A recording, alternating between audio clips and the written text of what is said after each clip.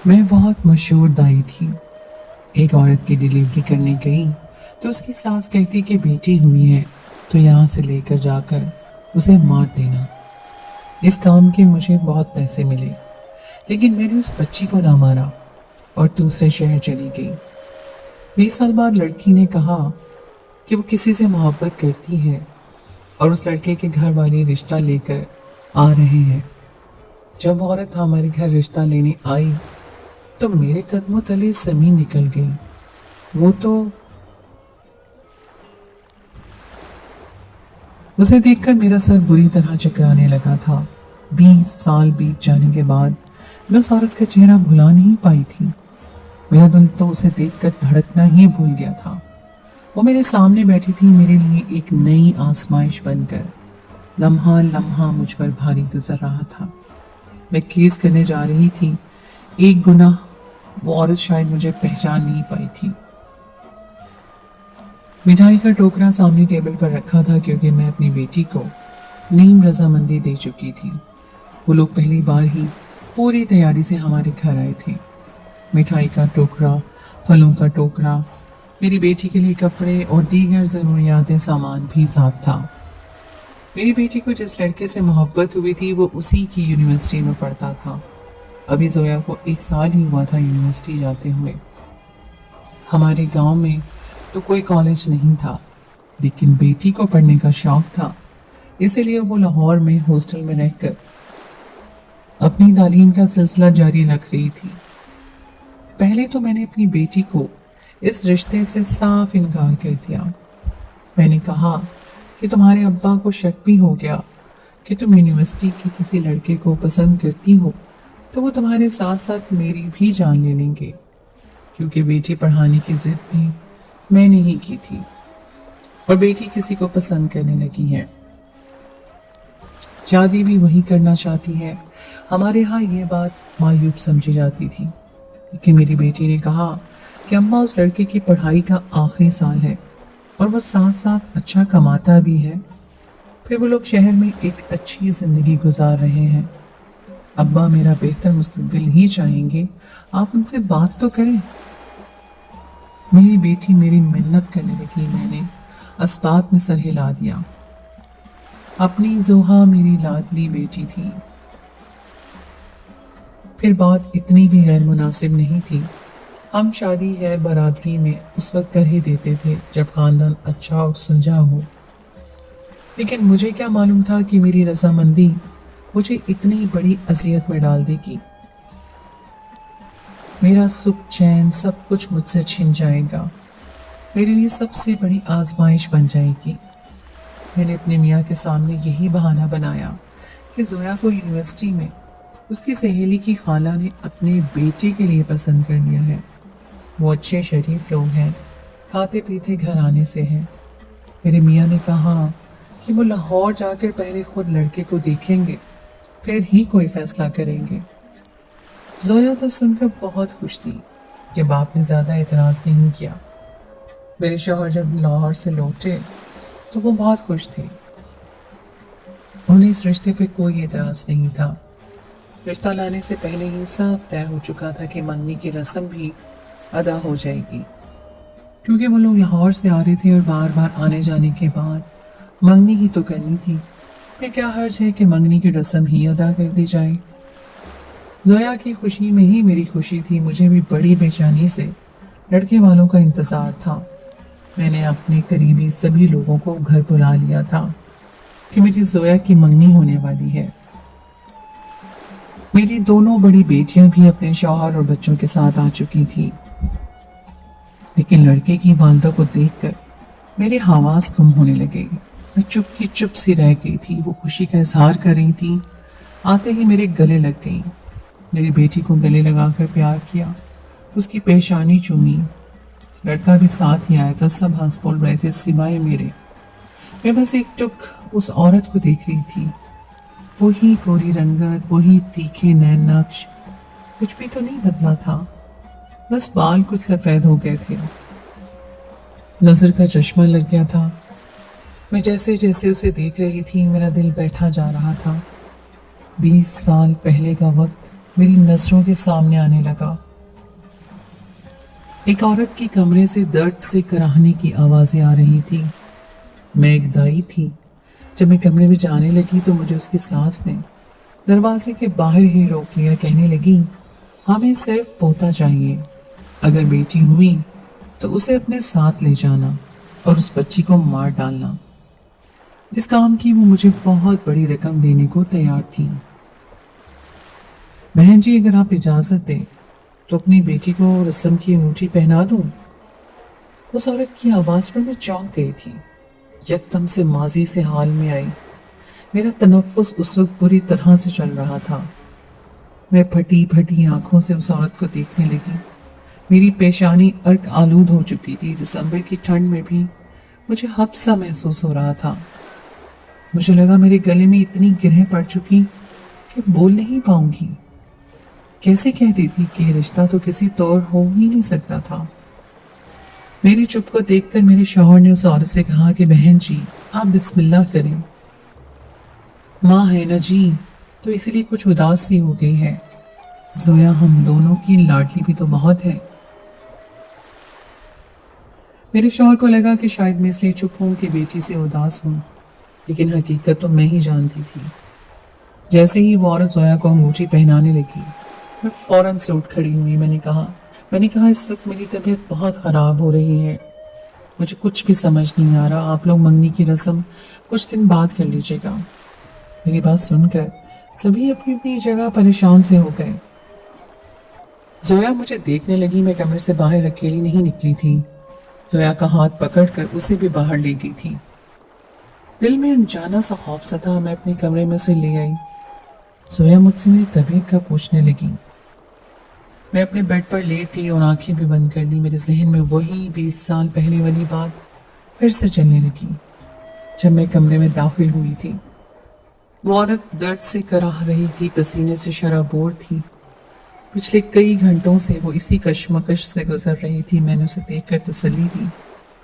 कुछ देर बाद ही उसने बेटी को जन्म दिया। वो औरत इस कदर कमजोर थी कि नकाहत की वजह से आंखें बंद किए नीम गनूदगी में चली गई। मैंने बच्ची को कपड़े पहनाए। वो बंद आंखों से पूछने लगी कि उसे क्या हुआ है। बच्ची उस वक्त बेतहाशा रो रही थी। मैंने कहा, बेटी है लेकिन बहुत कमजोर है।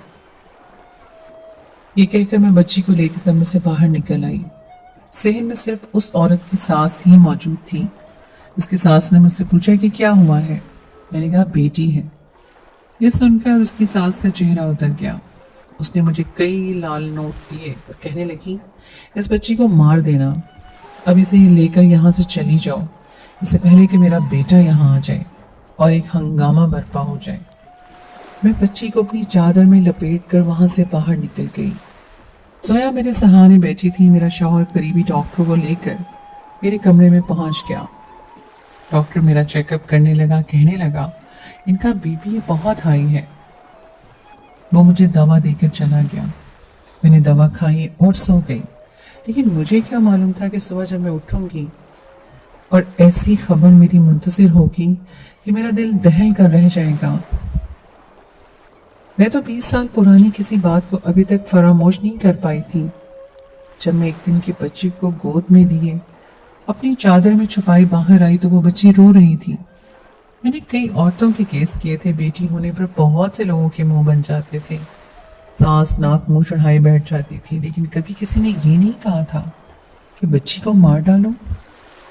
मैं तेज तेज कदम उठाते हुए बस स्टॉप तक जा रही थी। मेरा जहन मुसलसल चल रहा था। एक के बाद एक ख्याल मुझे बेचैन कर रहा था। कभी मुझे उस औरत का ख्याल आने लगता जो पिछले कई घंटे से दर्द से कराह रही थी और इतनी तकलीफ सहने के बाद उसे औलाद होने की खुशी मिली थी। जब उसे ये मालूम हुआ कि उसकी बच्ची मर चुकी होगी तो क्या हालत होगी उसकी। उसका कितना रोएगी वो, कितना तड़पेगी कि 9 माह जिस बच्ची को अपने वजूद में रखकर महसूस किया, अब उसे देखने, प्यार करने, सीने से लगाकर अपनी ममता को तस्कीन देने का वक्त आया तो ये खबर उसे मिलेगी कि वो बच्ची मर चुकी है।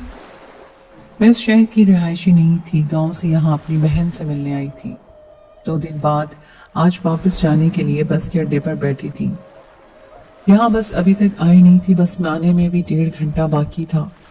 वहाँ करीब में बस चंद घर ही थे।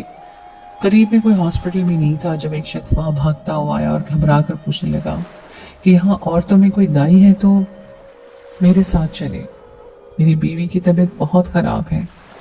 ये सुनकर मैं फौरन से खड़ी होकर उस शख्स के साथ उसके घर चली गई थी।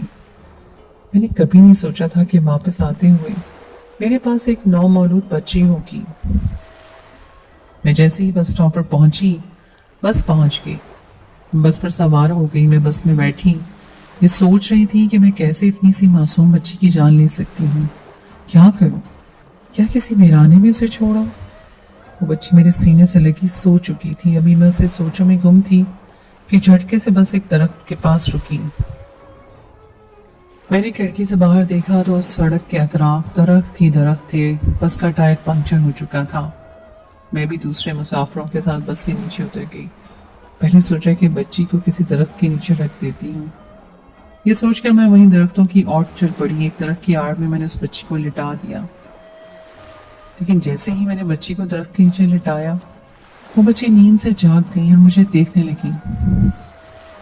मैं उठकर जाने लगी तो उस बच्ची ने मेरी चादर का कोना पकड़कर अपने मुंह में डाल लिया और चादर को चूसने लगी। वो भूखी थी। मैं भी एक माँ थी। मेरी 2 बेटियां थी जो 14-15 साल की थी। मेरा दिल ना माना कि मैं एक मासूम बच्ची को जानवरों के पेट का लुकमा बना। इसीलिए उसे दोबारा से अपनी गोद में लेकर अपनी आगोश में छुपा लिया। फिर ये फैसला कर लिया कि ठीक है, मैं बहुत अमीर नहीं हूँ, लेकिन फिर भी रूखी सूखी तो इस बच्ची को खिला ही सकती हूँ। मैं उस बच्ची को गोद में लेकर अपने गांव आ गई। सारी बात अपने शौहर को बताई। उसने भी इस बच्ची को रखने का मशवरा दिया। कहा जाता है कि हर कोई जो आता है वो अपना नसीब साथ ही लाता है, और आज वो बच्ची मेरे लिए बहुत बड़ी आजमाइश बन चुकी थी।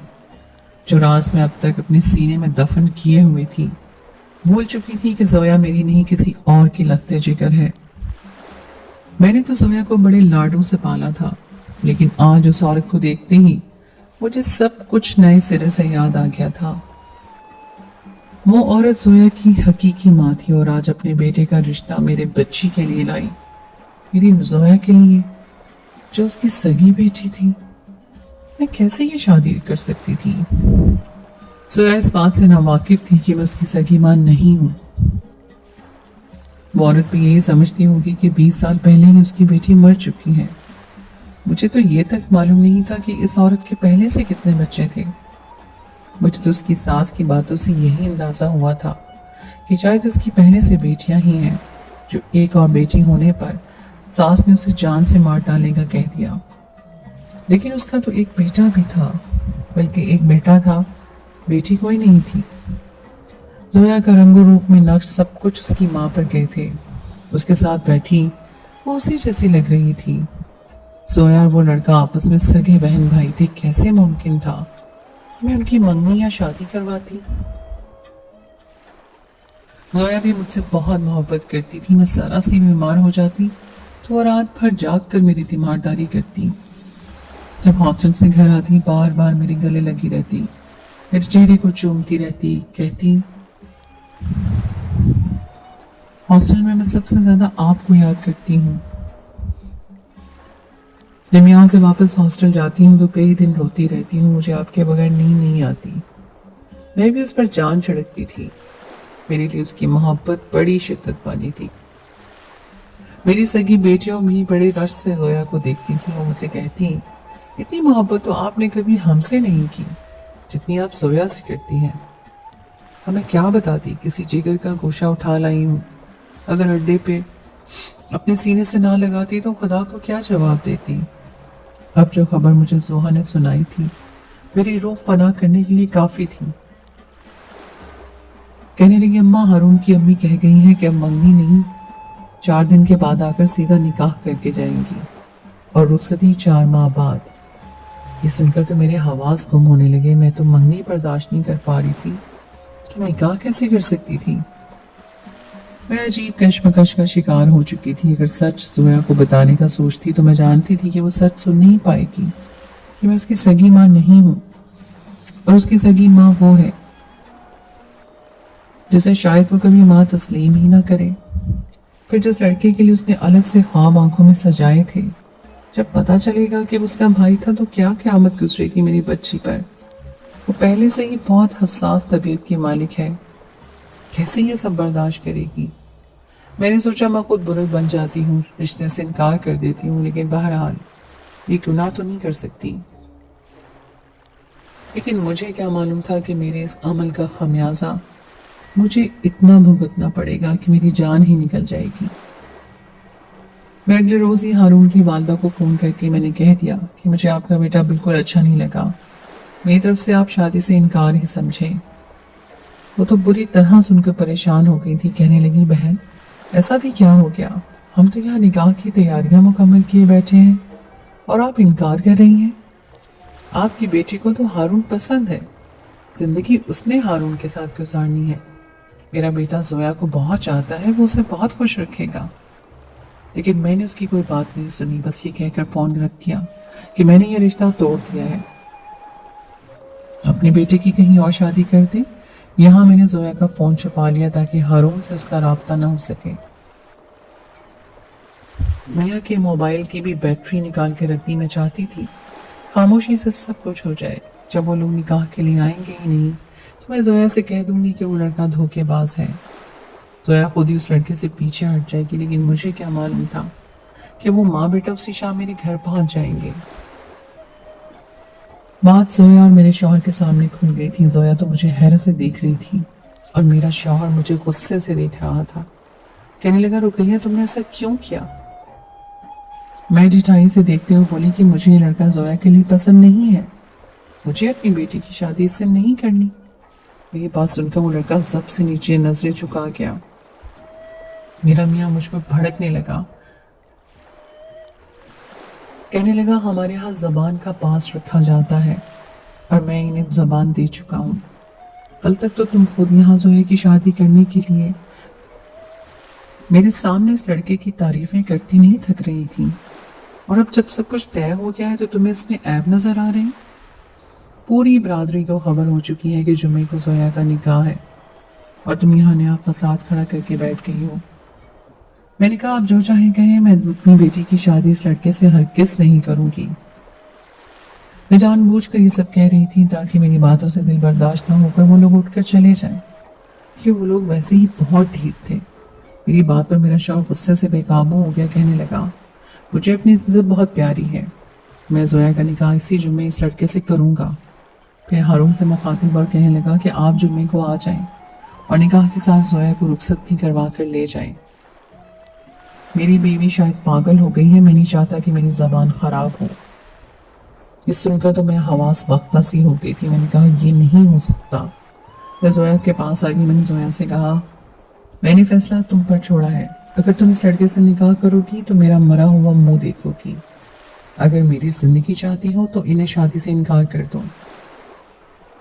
मेरी बात सुनकर जोया मुझे ताज्जुब से देखने लगी, फिर आंखों में नमी लिए हारून को देखकर बोली तुम यहाँ से चले जाओ, मैं तुमसे शादी नहीं कर सकती। जोया की बात सुनकर हारून चुप नहीं रहा। कहने लगा जोया तुम जानती हो मैं तुम्हें कितना प्यार करता हूँ। ये मेरी मोहब्बत की इंतहा ही है कि तुम्हारी वालदा की इस किस्म की बातें मैं अपनी इज्जत और अना की परवाह किए बगैर सुन रहा हूँ, वरना कोई मर्द भी ये बर्दाश्त नहीं करता। हारून की बात अपनी जगह दुरुस्त थी, लेकिन मैं भी मजबूर थी।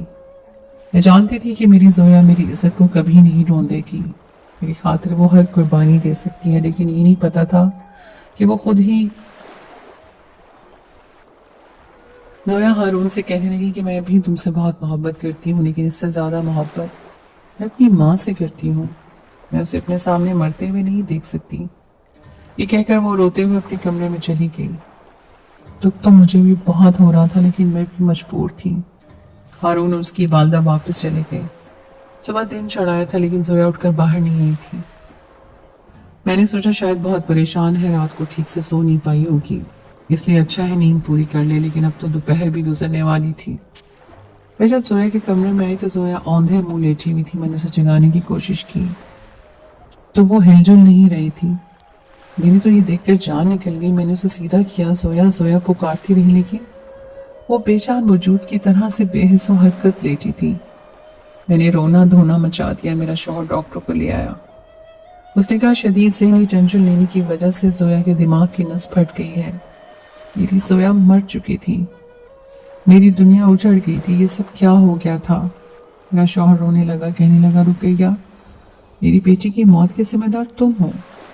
तुम्हारी बेजा जिद ने मेरी बच्ची की जान ले ली। मैं उसे क्या बताती कि मैं तो एक राज को राज रखना चाहती थी। मुझे क्या पता था कि मेरी बच्ची की जान ही निकल जाएगी। मुझ पर गशी के दौरे पड़ने लगे थे। कुछ घंटे के बाद हारून और वो औरत भी हमारे घर पहुंच गए।